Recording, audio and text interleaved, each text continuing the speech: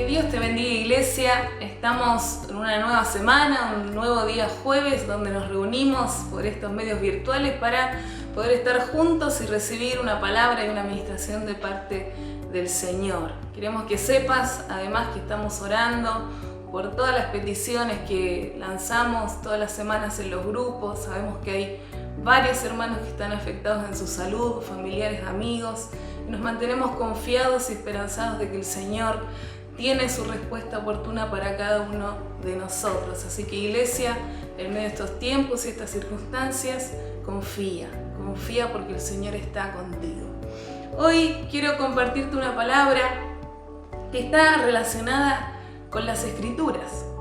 Y capaz que pensarás, pero qué absurdo si siempre a nosotros nos predican la Escritura, la Biblia. Pero bueno, hoy quiero aprovechar la oportunidad para hablarte en sí de la Biblia, la Escritura, este libro que nos reveló Dios y nos dejó como registro para que pudiéramos conocerle a Él. Y justo, no es casualidad, está pensado esto, estamos celebrando el mes de la Biblia. No sé si has visto, escuchado tal vez por ahí en las redes sociales algún anuncio que se ha hecho haciendo alguna mención de que septiembre es el mes en que se celebra la primera impresión que nosotros tuvimos al español de las Sagradas Escrituras. Y estaba reflexionando un poco en esto.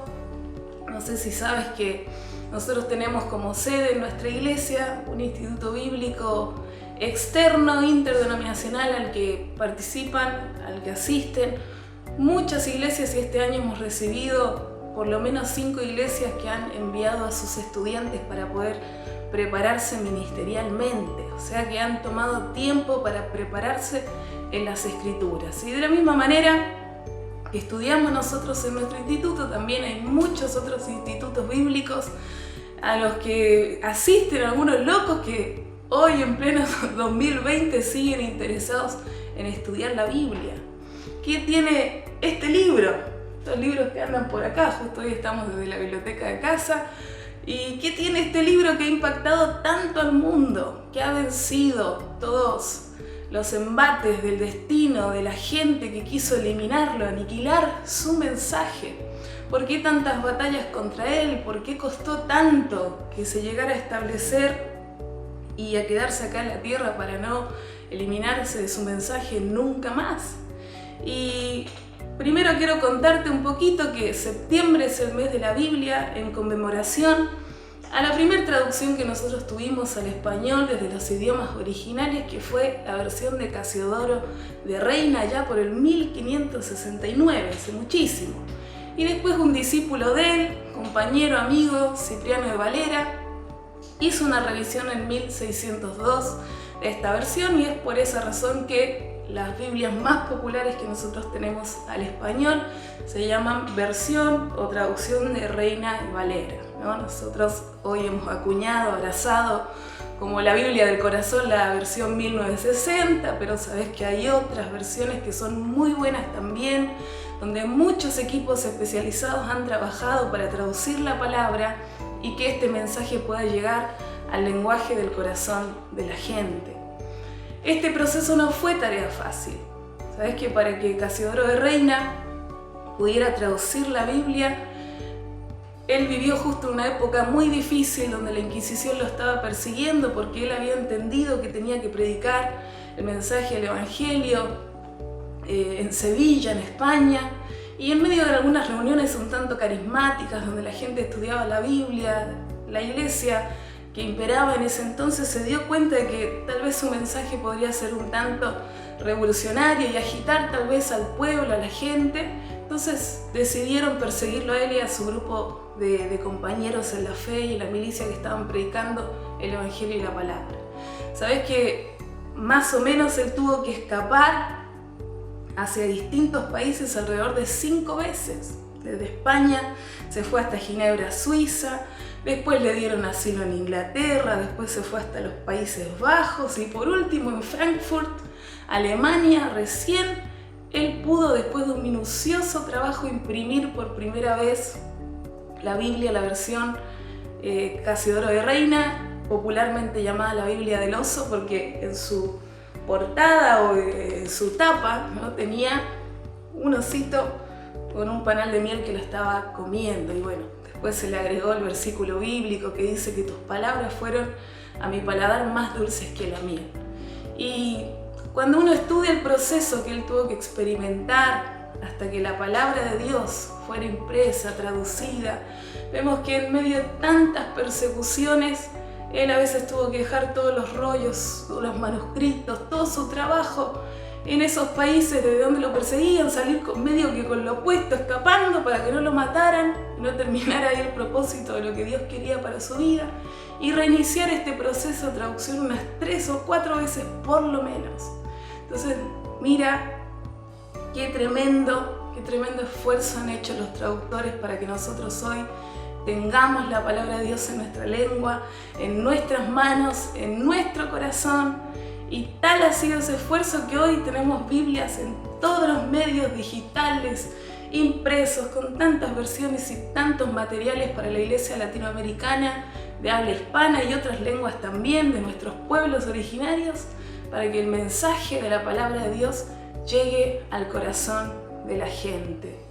Valorá la Biblia, valorá que tenés la revelación de Dios en tus manos y entender que Dios cuidó todo este proceso de escritura, de inspiración, de revelación de este mensaje, para que tu vida pudiera ser transformada por el mensaje de la palabra de Dios. Y hoy quiero hablarte de esto.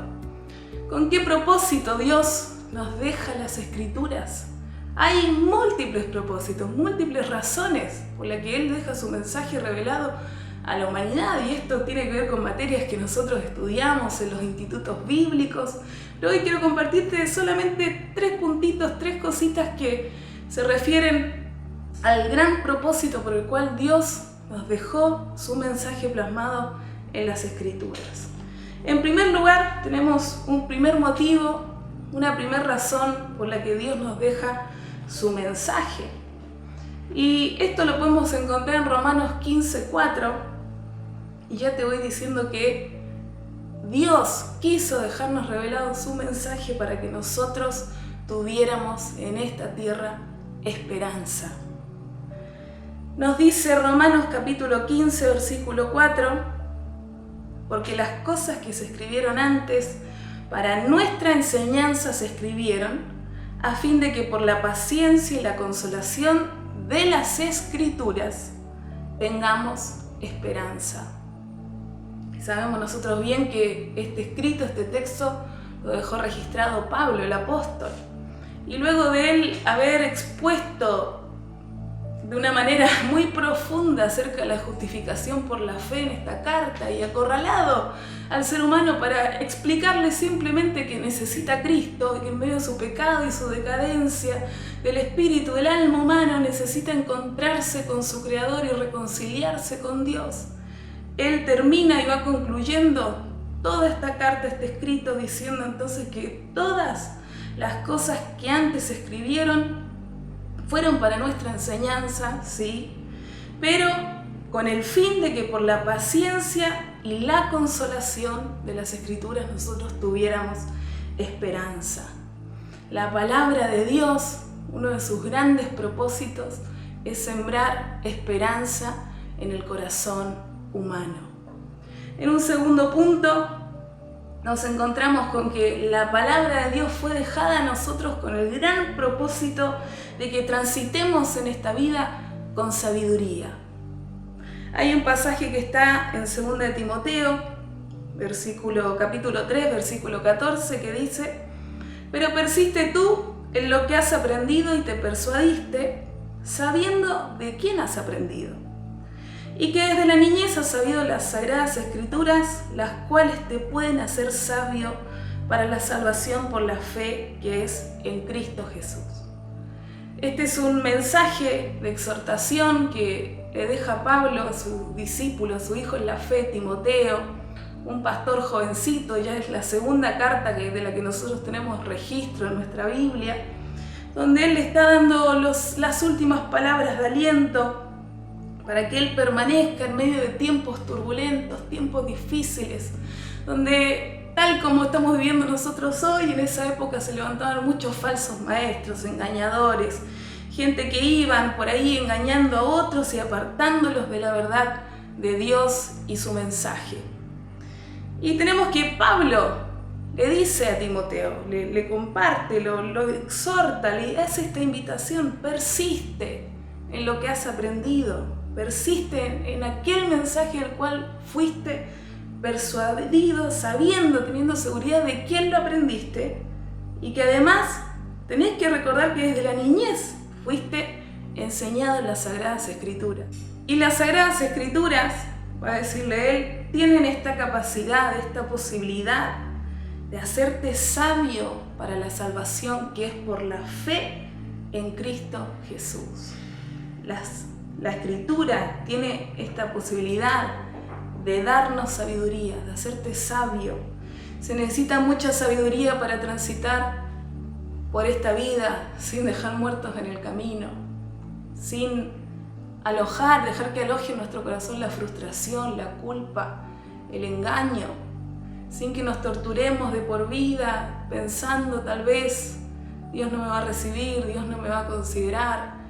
Tal vez a veces emprendemos proyectos que son fallidos, quedan a mitad de camino, porque los hemos emprendido sin la sabiduría de la palabra de Dios, sin la dirección del Espíritu Santo y las direcciones para tu vida, para tu camino, para el trazo, para el viaje. Yo digo, soy media hippie, ya me conocen. La vida es un viaje, y en este viaje vos tenés que llevarte las cosas mejores y prepararte, porque te vas a encontrar con el Señor, te vas a encontrar con Cristo. El tema es si nosotros nos vamos a apropiar de la promesa de Dios de que conocerle a Él tiene que ver con vivir una vida en abundancia. Y no te estoy hablando de bienes, ni de plata, ni de riquezas. La abundancia tiene que ver con una actitud del alma, del corazón, con una felicidad, un gozo que no tiene que ver con circunstancias materiales, temporales, superficiales. Dios quiere que tu alma trascienda. No te estoy hablando de una trascendencia ni metafísica, ni espiritual, ni mística. Dios quiere que vuelvas a casa, que te encuentres con Él y camines a su lado. A veces uno dice, Jesús, camina conmigo, pero nos conviene más caminar nosotros con el Señor. Caminar por donde Él nos quiere llevar, hacia donde Él nos quiere dirigir. Y la palabra de Dios tiene esta capacidad de hacernos sabios, para que nosotros transitemos, el gran propósito de que transitemos en esta vida con sabiduría.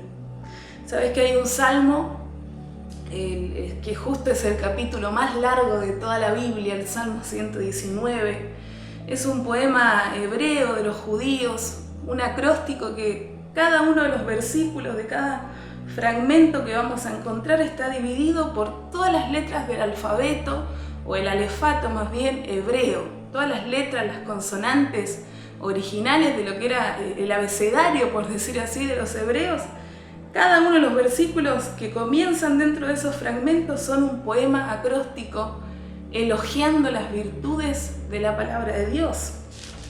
Acá nos encontramos con un montón de sinónimos con los que se refiere este salmista, que no se da el nombre, no se conoce, pero con el que se refiere para señalar a la palabra de Dios. Lo señala como la ley de Jehová, los mandamientos, tus estatutos, y tiene un montón de palabras que nosotros hemos acuñado en nuestro corazón y que son una dirección para nuestra vida. Por ejemplo, ¿con qué limpiará el joven su camino? Con guardar tu palabra. Dice, con todo mi corazón te he buscado, no me dejes desviarme de tus mandamientos. Después otro versículo de este mismo salmo que me encanta, el 18, dice, abre mis ojos y miraré las maravillas de tu ley. Y otro versículo que recién recordaba y que me identifica, ¿no? Dice el 54, cánticos fueron para mí tus estatutos en la casa en donde fui extranjero. Me acordé la noche de tu nombre, oh Jehová, y guardé tu ley.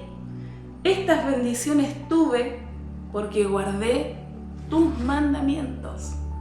En la palabra de Dios, en la Biblia, como le hemos llamado, tenemos esas direcciones que pueden hacer una verdadera transformación en nuestras vidas, en cualquier ser humano.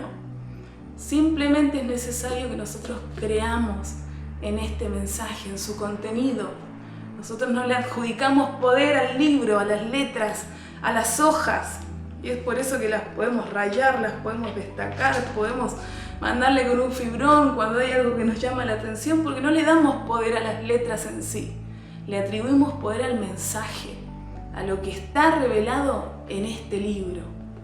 Gabriela Mistral, la gran poetisa chilena, ganadora de un Nobel en la poesía y tantos reconocimientos, una mujer que tal vez uno mirara su vida y diría, esta mujer que tiene que ver con Dios, pero ella hizo una declaración en medio de sus poesías diciendo que la Biblia es el libro.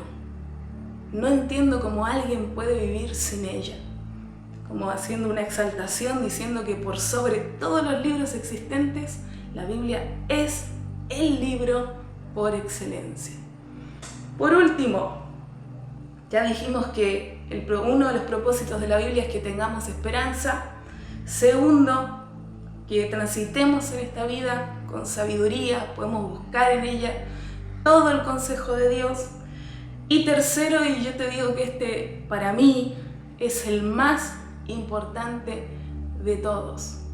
A veces cuando yo estoy enseñando en los institutos bíblicos, me ha tocado durante esta cuarentena seguir trabajando de manera virtual, cada semana teniendo alrededor de 50, 70 estudiantes en distintas aulas virtuales de acá de Buenos Aires. Y siempre que enseño una materia que se llama hermenéutica, que hablamos de la interpretación de los textos sagrados, yo le hago esta pregunta que es clásica de profesores y seminarios bíblicos, ¿no? Y sus estudiantes. Y les digo, a ver, hermanos, para ustedes, ¿cuál fue la mayor revelación de Dios para la humanidad? Y es muy común porque nos enseñaron así y lo hemos predicado nosotros también, decir rápido, así desaforado, como un grito, la Biblia, ¿no? Yo les digo, no. La mayor revelación de Dios para la humanidad fue Cristo, fue Jesús. Y en segundo lugar, no por eso menos importante, pero no vamos a pensar que la Biblia es más importante que Cristo, a eso te quiero llevar. En segundo lugar, Dios revela este mensaje, su palabra, como le hemos llamado, la Biblia, con este gran propósito. Aquí está el tercer propósito y principal que te quiero sembrar en esta noche. El gran propósito de Dios al darnos la palabra es revelarnos a Cristo. Es que vos te encontraras con Jesús, que en este encuentro cara a cara con Cristo tu vida fuera transformada. La Biblia dice en Lucas capítulo 24, 25 al 27, es este gran pasaje donde tenemos a dos discípulos desconocidos, medios anónimos, solamente se menciona uno, un tal Cleofas, que dice que va de camino hacia Emaús, un pueblito que estaba a unos 11 kilómetros de Jerusalén. Después de que Cristo había resucitado, ellos van caminando, contándose, estos dos discípulos, todo lo que había pasado con Cristo, la muerte, toda la cosa, ¿no? Que no la habían encontrado en el sepulcro. Y dice que Jesús se les aparece a estos discípulos, les camina al lado. Y en este caminar se les arrima y les pregunta de qué hablan, qué pasa. Y estos discípulos le dicen, pero ¿cómo? ¿No te enteraste de lo que está pasando? O sea, es noticia para todos, es muy popular lo que está ocurriendo. No, Jesús se hace medio loco, ¿no?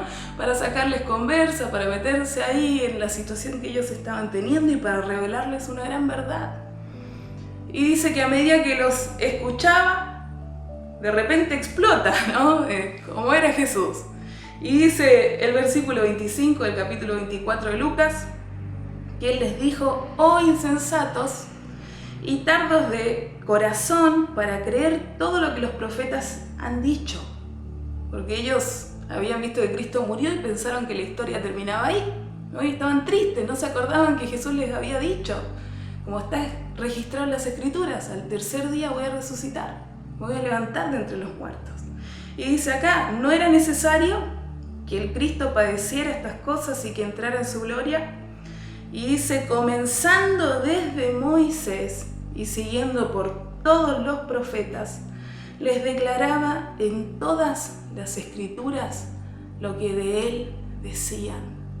Este desconocido que todavía no se identificaba, que era Cristo, nosotros sabemos toda la historia, les dio cátedra acerca de sí mismo, su revelación, utilizó las escrituras que ellos tenían, el Antiguo Testamento, para mostrarles que toda la ley, los profetas, los salmos, las canciones, todo lo que estaba registrado en su libro, tenía este gran propósito de conducirlos al Cristo, a Jesús. Y dice que más adelante, cuando él ya vuelve a Jerusalén, vuelven estos discípulos desconocidos, está Jesús ahí con la gente, con su gente, se les aparece nuevamente, ahí sí se da a conocer, todo sorprendido, wow, de verdad resucitaste. Y dice que en ese momento les abrió el entendimiento para que ellos pudieran comprender las Escrituras. Y este pasaje, ¿no?, donde Lucas nos señala esta característica tan especial, que el Señor a esta gente que veía la Escritura, la tenía, la recibían por una tradición de más de 1000, 2000 años, ¿no?, de historia, de vivencias del pueblo de Dios, de Israel, los judíos con Jehová y toda la cosa. Tenían el registro de las Escrituras en sus manos, en la sinagoga, en el templo, era común que la leyeran y estudiaran, pero no habían entendido que las Escrituras y todo su sistema de sacrificios, rituales, el tabernáculo, el templo, las señales dadas, los sacrificios, ¿no?, todo los conducía a Cristo. Este es el resumen de la ley y de los profetas, Cristo, la revelación de Jesús. Después hay otro pasaje muy especial, muy particular, donde en realidad Jesús está teniendo una especie de defensa contra los judíos que lo querían matar y que siempre lo estaban persiguiendo, enojados con su mensaje. Esto está en Juan 5:39, como una respuesta un poco combativa. Les dice a esta gente: escudriñad las Escrituras, porque a vosotros os parece que en ellas tenéis la vida eterna, y ellas son las que dan testimonio de mí. Y la versión NTV dice algo muy particular, me gusta cómo lo expresa desde antes, desde el versículo 37, dice: el Padre mismo, quien me envió, ha dado testimonio de mí. Ustedes nunca han oído su voz ni lo han visto cara a cara, y no tienen su mensaje en el corazón porque no creen en mí, que soy a quien el Padre les ha enviado. Mira lo que les dice, mira cómo lo traduce esta versión. Ustedes estudian las Escrituras a fondo porque piensan que ellas les dan vida eterna, pero las Escrituras me señalan a mí, o como dice la Reina Valera, dan testimonio de mí. Esta gente letrada que había tenido la revelación de Dios, los rollos, los escritos, los cueros, las piedras, todo lo que Dios había dado para este pueblo, tenían ahí la evidencia, pero no la entendían.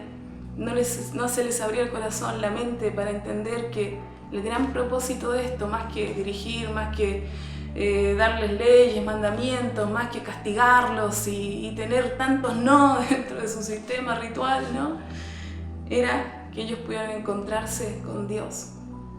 En este caso, que pudieran evolucionar en esta revelación progresiva y llegar a encontrarse con el Mesías, el Cristo, el Salvador de sus almas. ¿Sabes qué, hermano? Hay que entender entonces que el gran propósito de las Escrituras es revelarnos a Cristo, es el principal. Después todos los otros siguen en cadenita hacia abajo como una consecuencia de este gran propósito. ¿Qué quiere decir esto? Que todo lo que nosotros enseñemos o prediquemos acerca de la Biblia debe focalizar la mirada en la persona de Jesús. Jesús es amor. Jesús, la otra vez hablamos, nos planteó la ley del amor. Todo lo que enseñe, todo lo que yo hable, tiene que partir desde la base de Cristo. Si no miro las Escrituras desde la revelación de Jesús, voy a equivocarme, voy a usar la Biblia para fines absurdos, para matar, para condenar, para matar literalmente. Ustedes saben bien que en la historia han ocurrido muchas matanzas en nombre de Dios y usando la Biblia, la palabra de Dios, porque ha sido tan mal interpretada. Y las malas interpretaciones muchas veces se producen porque no se mira esta revelación como el foco que debe canalizar nuestra atención hasta la persona de Cristo. La vida de Cristo tenía coherencia. Nos va a decir Lucas que Jesús era poderoso en obra y en palabra, y todo el pueblo conocía acerca de esto. Después, cuando empieza el libro de los Hechos, dice que Él ordenó todas las historias acerca de Jesús, que le contaron los discípulos, sobre todas las cosas que Jesús comenzó a hacer y a enseñar. O sea que la vida de Cristo nos da seguridad, nos da confianza. Cristo no es un farsante. Líderes humanos podrían engañarnos, podrían llevarnos hacia caminos equivocados, pero nosotros sabemos bien que en Cristo, en Jesús, estamos en puerto seguro. Sabemos que en Él tenemos confianza de que su palabra, su mensaje, su promesa hacia nuestra vida no va a ser jamás defraudada.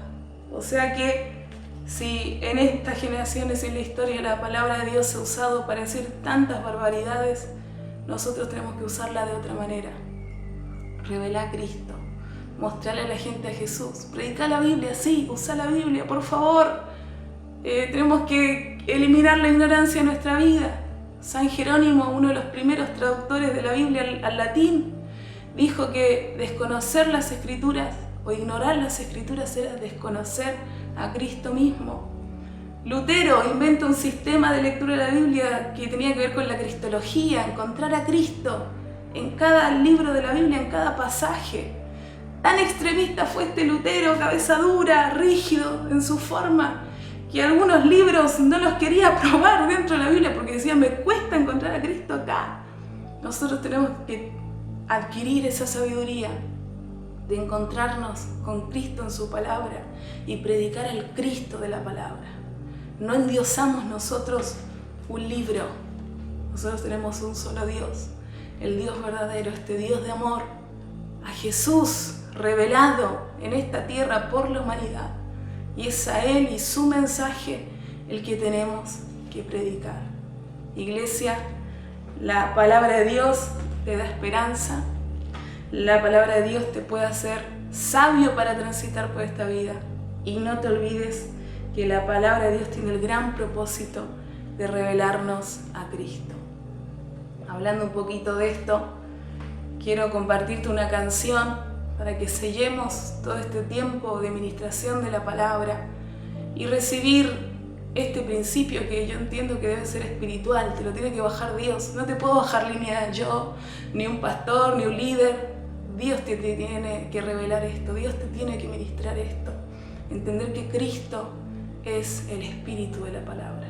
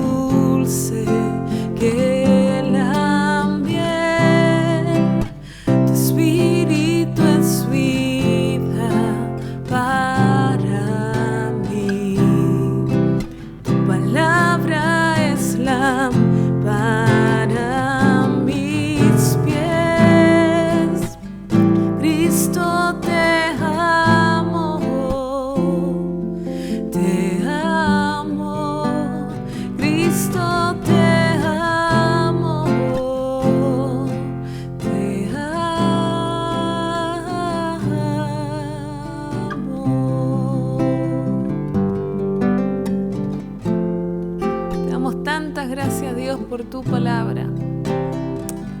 Gracias porque las Escrituras verdaderamente nos muestran a Cristo.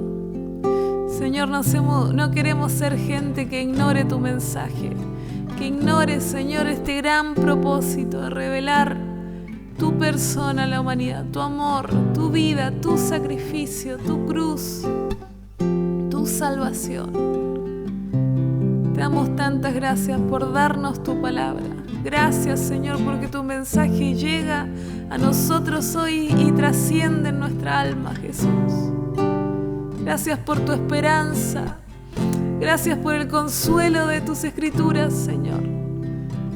Gracias porque día a día podemos caminar abrazados a tu promesa, a tu palabra y saber que crecemos, que somos más sabios, que tal vez nos parecemos un poquito más a ti. Gracias, Jesús. Gracias por revelarte a nuestra vida. Gracias por regalarnos tu amor. Gracias, Jesús. Gracias, Cristo.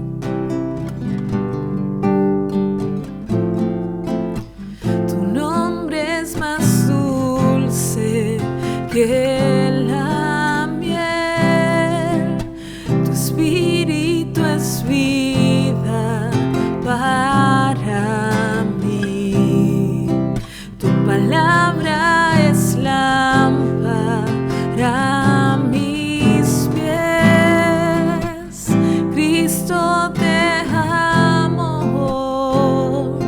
te amo. Tu nombre es más dulce que la miel. Tu espíritu es vida para mí. Tu palabra es lámpara a mis pies. Cristo, te amo, te amo. Cristo, te amo, te amo. Cristo, te amo, te amo.